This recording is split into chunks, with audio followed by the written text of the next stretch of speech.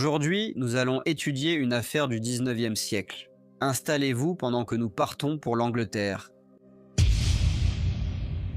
Hannah Brown est née au printemps 1780 et a grandi dans une petite ville rurale du Norfolk, en Angleterre. Elle était la deuxième enfant d'un instituteur et d'une couturière. Ses parents ont transmis à leur enfant l'importance d'une bonne éducation et des compétences de vie en insistant sur la politesse, la décence et l'éthique de travail. Hannah, enfant gentille, est devenue une jeune femme agréable. Elle mesurait environ un M73, avait un visage long et pâle, de longs cheveux bruns et était réputée pour sa gentillesse. Elle était très serviable et savait résoudre tous les problèmes rencontrés. À 16 ans, elle a débuté comme femme de ménage dans une grande maison du Norfolk. Après 4 ans de service, elle a décidé de déménager à Londres. Au début, elle subvenait à ses besoins en travaillant dans le service domestique en ville, mais elle a fini par épouser un homme nommé Monsieur Thomas Brown, qui travaillait comme cordonnier. Malheureusement, leur mariage fut malheureux, et, après 2 ans, Thomas partit en Jamaïque pour réclamer un héritage d'un parent décédé. Tragiquement, il est tombé par-dessus bord pendant le voyage, et Hannah, ignorant les détails de sa réclamation, n'a pas pu obtenir l'héritage. Elle s'est remariée, et la vie semblait s'améliorer pour elle. Cependant, elle n'a pas pu concevoir et n'a plus eu d'enfant. Elle a subi une nouvelle tragédie avec la mort de son second mari. Devenue veuve une seconde fois, elle dut reconstruire sa vie malgré un profond chagrin et l'incertitude. Malgré la pression émotionnelle et financière, elle a persévéré avec une résilience remarquable. Elle commença à travailler comme femme de ménage pour un monsieur nommé Monsieur Perrin, qui était chapelier, et Monsieur Olivier, un riche gentleman spécialisé dans la fabrication d'encre. Londres pouvait être intimidant, surtout pour une femme seule, mais Hannah avait une grande capacité d'adaptation, et les tragédies qu'elle avait vécues dans sa vie lui avaient en quelque sorte donné la force et la détermination de surmonter l'adversité. Un jour, alors qu'elle travaillait comme femme de ménage, elle fut impliquée dans un accident avec une collègue. Cela entraîna l'arrachage de sa boucle d'oreille de son oreille gauche, et la blessure laissa une cicatrice permanente. Malgré cet échec, sa détermination resta intacte et elle voulait améliorer sa situation. Désireuse de gagner plus d'argent, elle acheta une essoreuse à un menuisier nommé Monsieur Ward, qui habitait non loin de là, sur Cherney Street, et elle se lança dans une activité de blanchisseuse. Elle travailla sans relâche, économisa chaque sou et était déterminée à acheter sa boutique pour réaliser son rêve de vendre des fruits et pâtisseries. En 1836, elle rencontra James Greenacre, homme charismatique de 42 ans, réputé pour son charme et son succès présumé en affaires. Cependant, les habitants doutaient de l'origine de sa richesse et soupçonnaient des moyens peu honnêtes. Bien qu'il paraisse être une personne très douée en affaires, sa vie personnelle avait été marquée par un profond chagrin. Il disait avoir perdu 3 épouses et enterré 4 de ses 7 enfants. Bien sûr, en racontant cette triste histoire à Hannah, elle a compris ses expériences de chagrin et de perte. Cela a renforcé leur lien au fil du temps passé ensemble. L'empathie de Hannah envers lui grandissait, lui permettant de le réconforter malgré ses propres difficultés. Elle semblait vraiment séduite par James. En novembre 1836, 3 mois après leur rencontre, il lui demanda sa main. Elle accepta, pensant avoir enfin trouvé le bonheur et la compagnie tant recherchée. Ils prévoyaient de se marier à Noël. James disait posséder des terres aux États-Unis et proposa à Hannah de vendre ses biens pour débuter leur vie commune. Elle était ravie à l'idée d'un nouveau départ et attendait leur avenir avec impatience. La promesse de pouvoir construire un rêve commun la remplissait d'espoir et d'anticipation. En préparation du mariage, Hannah fit ce que James lui avait demandé et vendit pratiquement tous ses effets personnels. Elle informa sa logeuse, Madame Elizabeth Cornet, qui était aussi devenue une bonne amie, qu'elle partait s'installer en Amérique du Nord et qu'elle n'aurait donc plus besoin de ses affaires. Elizabeth fut un peu contrariée par la nouvelle, mais comprenait l'enthousiasme de Hannah pour sa nouvelle vie. L'après-midi du samedi 24 décembre 1836, Hannah fit ses adieux à Madame Cornet, avec un mélange d'espoir et de nervosité. Elle lui dit qu'il restait des affaires dans sa chambre et qu'elle renverrait la clé bientôt. Lorsqu'elle les eut récupérées, alors qu'elle montait dans la voiture qui l'attendait, un homme en descendit et l'aida à placer ses bagages à l'intérieur. Elizabeth regarda l'homme et pensa qu'il s'agissait de Monsieur James Greenacre, quelqu'un à qui elle avait été présentée lors d'une précédente occasion. Mais alors que la voiture s'éloignait, elle sentit une inquiétude, incertaine sur le nouveau chemin que Hannah allait prendre. 4 jours plus tard, dans l'après-midi du 28 décembre, Monsieur James White était à Pineapple Place, près de Edgware Road, lorsqu'il vit une grande dalle de pierre contre le mur derrière. Il crut d'abord voir un sac, mais vit en s'approchant qu'il s'agissait d'un sac en toile de jute noué d'une corde.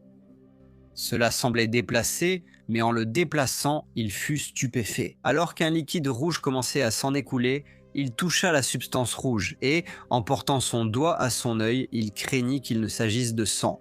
Monsieur White demanda à son assistant Robert Bond d'appeler un policier. Robert partit vite et l'agent Samuel Pegler arriva peu après. Il observa le sac avant de l'ouvrir prudemment. À l'intérieur, une scène troublante. Le sac renfermait le torse d'une femme, séparé de sa tête et de ses jambes.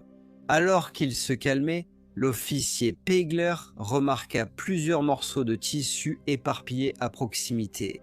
Considérant la possibilité qu'ils puissent être importants pour l'enquête, il les ramassa et les plaça dans une brouette avec le sac contenant le torse. Il amena la brouette au poste de police de Paddington. Le torse fut examiné par M. Girdwood, le chirurgien du district, qui en fit un examen des plus minutieux. Il confirma que le corps était celui d'une femme d'environ 50 ans.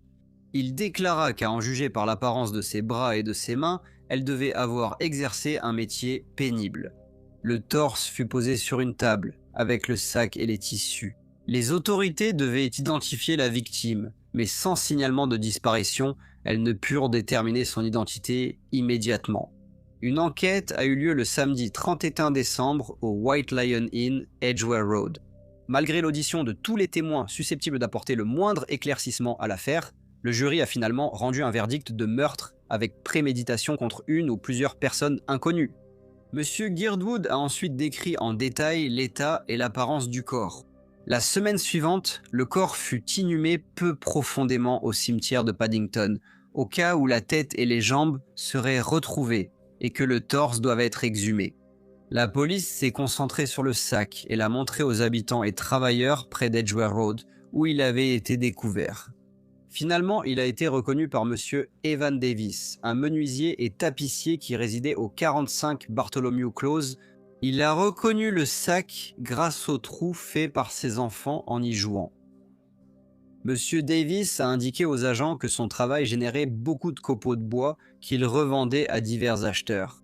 Il a dit que ce sac appartenait à Mademoiselle Hannah Brown, mais il ne l'avait pas vue depuis plus d'une semaine. Il a précisé la connaître depuis 5 ans et qu'elle avait récemment quitté sa résidence pour se marier. Les tentatives de la police pour retrouver Mademoiselle Brown, cependant, ont été infructueuses. Une semaine plus tard, le matin du vendredi 6 janvier 1837, Matthias Ralph, éclusier à l'écluse Johnson sur le Regent's Canal, fit face à un problème inquiétant. On l'avait informé que les portes de l'écluse ne se fermaient pas correctement, quelque chose les bloquait. C'était inhabituel et cela interrompait le bon fonctionnement du canal. Inquiet de l'obstruction, il chercha un crochet pour retirer la cause du problème. Lorsque M. Ralph sortit l'objet de l'eau, il pensa d'abord qu'il s'agissait d'un chien mort, mais en y regardant de plus près, il se rendit compte qu'il s'agissait en fait d'une tête humaine. La tête avait de longs cheveux noirs et un œil était gravement endommagé. Il y avait également une cicatrice visible sur l'oreille gauche. M. Ralph enveloppa la tête et la porta à la police locale. L'autopsie montra que la victime avait reçu un coup violent à l'arrière de la tête. Le torse, retrouvé le long de la route d'Edgware, fut alors exhumé. Pour comparaison, après un examen, M. Girdwood affirma que la tête et le torse étaient d'un même corps. Le jeudi 2 février, un homme nommé James Page, qui était ouvrier travaillant à Cold Harbour Lane entre Camberwell et Brixton, vaquait à ses tâches quotidiennes. Lorsqu'il découvrit un sac caché dans des buissons, intrigué et inquiet, il remarqua un trou laissant dépasser un genou humain. Troublé, il appela un collègue pour voir. Les deux hommes regardèrent alors à l'intérieur du sac et ce qu'ils virent était bien plus horrifiant qu'ils ne l'avaient imaginé. 2 jambes humaines sectionnées, grossièrement arrachées d'un corps. Il y avait des coupures irrégulières et de la chair déchiquetée à plusieurs endroits, ce qui créait une scène macabre et écœurante.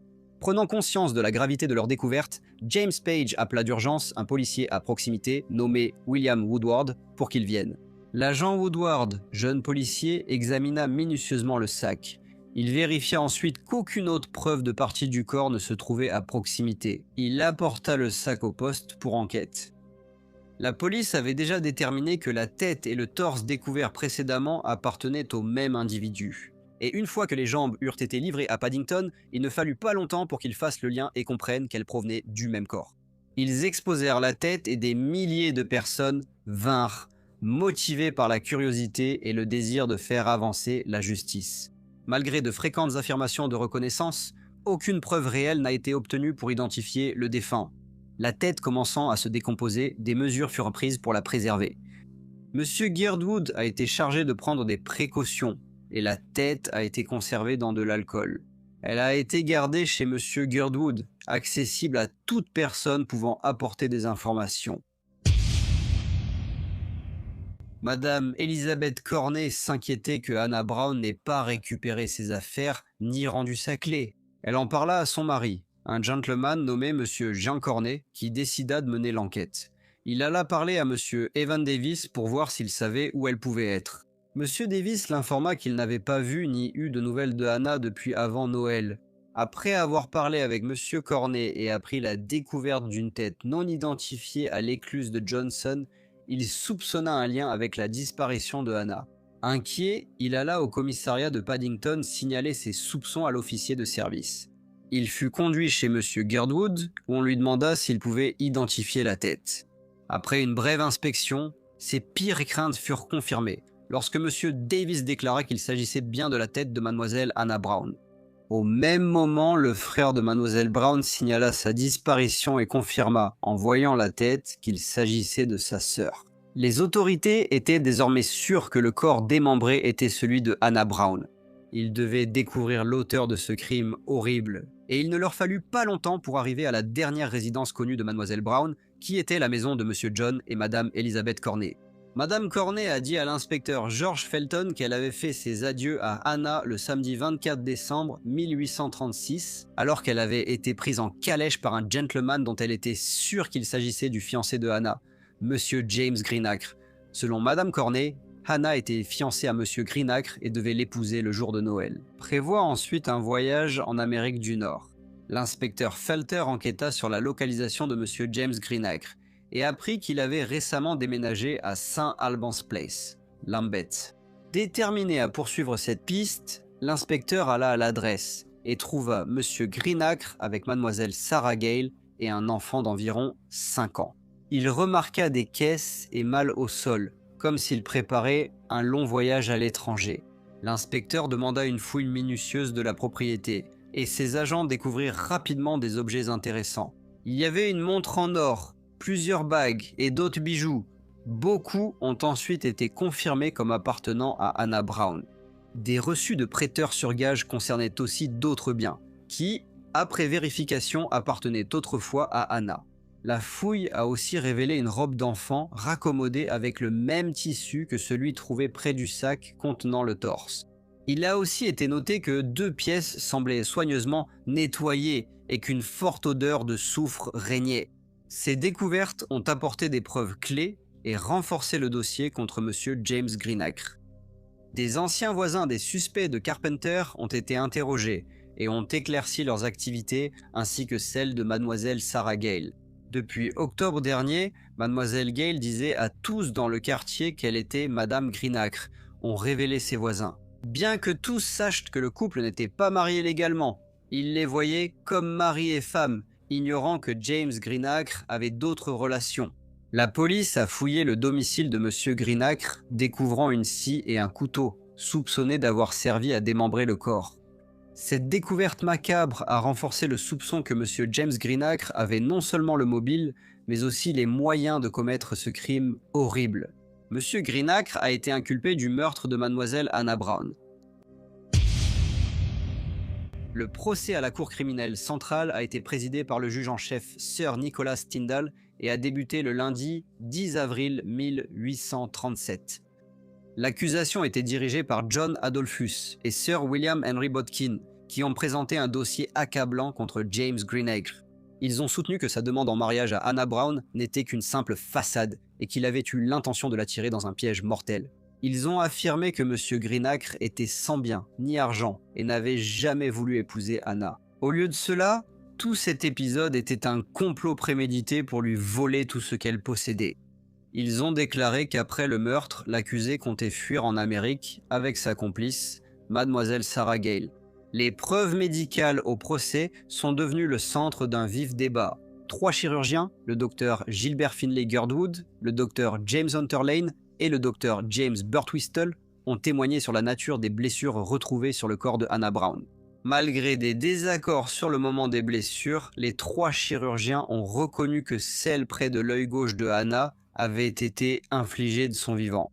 L'accusation pensait que cette blessure ne venait pas d'une simple chute. Ils ont conclu qu'elle avait reçu un coup au visage, la faisant tomber en arrière contre une surface dure. Pensant qu'elle était morte, M. Greenacre a démembré son corps pour tenter de dissimuler le crime. James Greenacre a reconnu avoir tué Hannah Brown accidentellement après un différend financier avant leur mariage prévu. Il a affirmé ne pas vouloir lui nuire, mais en découvrant sa mort, il a paniqué et démembré son corps pour cacher les preuves. M. Greenacre a fermement nié l'implication de Sarah Gale dans le meurtre. À la fin du procès, le jury a mis 15 minutes à déclarer James Greenacre coupable de meurtre et Sarah Gale coupable de dissimulation et de profit d'un crime. M. Greenacre a été condamné à mort et Sarah Gale à la déportation à perpétuité. Une peine sévère qui signifiait qu'elle serait envoyée dans une colonie pénitentiaire pendant qu'elle était en prison, en attendant son exécution. M. Greenacre s'intéressait peu à l'accompagnement spirituel et, malgré quelques lectures religieuses, consacrait surtout son temps à écrire. Lors de discussions avec des fonctionnaires, il déplorait les rumeurs sur son passé, notamment l'accusation d'avoir tué un enfant avec Mademoiselle Gale. Il disait que l'enfant était mort naturellement, mais a reconnu l'avoir laissé devant chez M. Dale, à Rupert Street, Haymarket. Après cela, l'enfant a été envoyé à l'hospice St. James, où elle est décédée 9 mois plus tard. Mademoiselle Gale a confirmé sa déclaration lors d'une audition séparée. Quelques jours avant son exécution, il a écrit 2 lettres à ses assistants juridiques, M. Price et M. Hobler. Il a de nouveau affirmé dans ses lettres que la mort de Mademoiselle Brown était accidentelle et que Mademoiselle Gale était totalement innocente. Malgré ses protestations d'innocence, James Greenacre fut pendu devant la prison de Newgate, devant une foule bruyante, le 2 mai 1837. Quelques mois plus tard, Sarah Gale a été envoyée par bateau en Nouvelle-Galles du Sud. Merci à tous de m'avoir écouté. Comme d'habitude, n'hésitez pas à laisser vos commentaires ou retours, et j'espère vous retrouver tous dans le prochain Briefcase.